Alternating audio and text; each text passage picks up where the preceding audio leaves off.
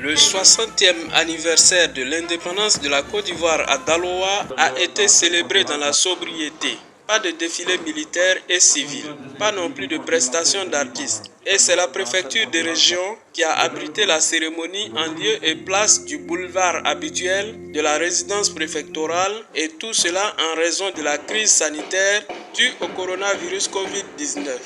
C'est donc un message que le préfet de région, M.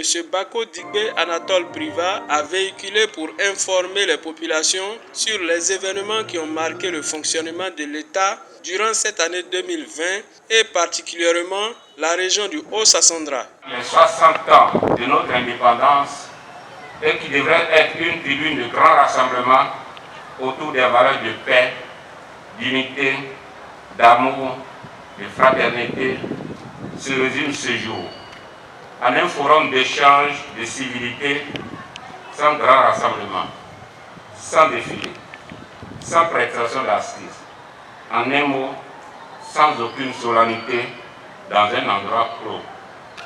Ceci en raison des restrictions imposées par la Covid-19, une pandémie déclenchée en Chine en décembre 2019 et dont le premier cas a été découvert en Côte d'Ivoire le 11 mars 2020.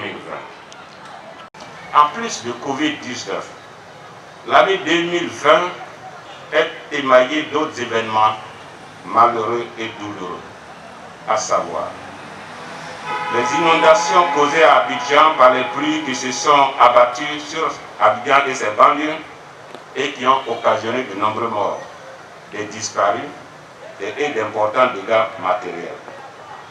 L'attaque terroriste en mai dernier d'une position des forces de défense et de sécurité à Kafolo et qui a fait 13 morts.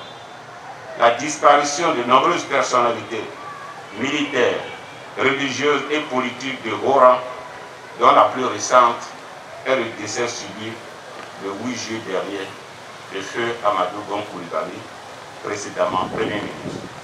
Le préfet de région a appelé les leaders politiques et les populations à la culture de la paix pendant cette année 2020 qui est une année électorale. J'invite les élus, les cadres, les chefs de village et de communautés, les jeunes, les femmes, tous à poursuivre la sensibilisation de leurs militants ou de leur population en vue de créer les conditions d'élection démocratique et apaisée, où la campagne se déroule dans un climat fraternel, un climat de convivialité. Qu'ils aient toujours à l'esprit qu'ils sont des frères et sœurs et condamnés à vivre ensemble. Mesdames et messieurs, dire que les périodes électorales sont devenues des moments d'angoisse et d'incertitude pour le peuple ivoirien ne me semble pas suffisamment relever l'état de choses généralisé dans lequel l'idée des élections politiques plonge ce peuple qui n'aspire qu'à vivre en paix. Il incombe à tous de renverser cette tendance, de rassurer les populations en prenant l'engagement d'œuvrer pour des élections apaisées dans le respect de l'adversité, sans invective ni violence.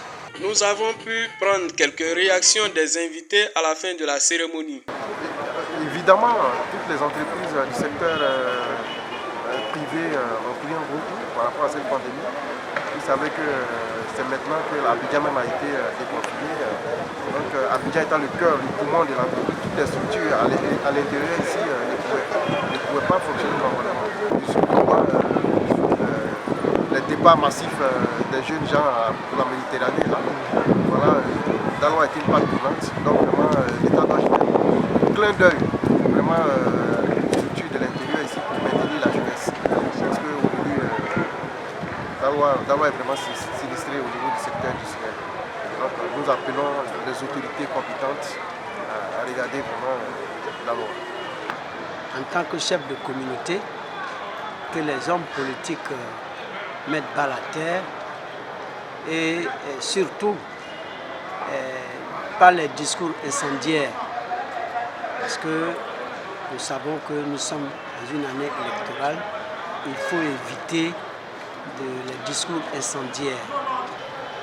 Or, si tout cela nous avons pu faire une élection sans problème avec les centres de formation professionnelle qui sont ouverts un peu partout et emploi jeunes. Et je crois que l'État, ça permettra à l'État d'employer beaucoup de jeunes et ça va beaucoup diminuer le chômage. Et ça nous évitera aussi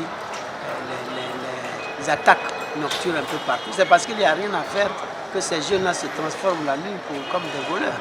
Les populations de Daloa espèrent passer une année électorale 2020 sans incident et se retrouver à une indépendance 2021 ouverte à tous, signe de la fin d'un coronavirus nommé Covid-19.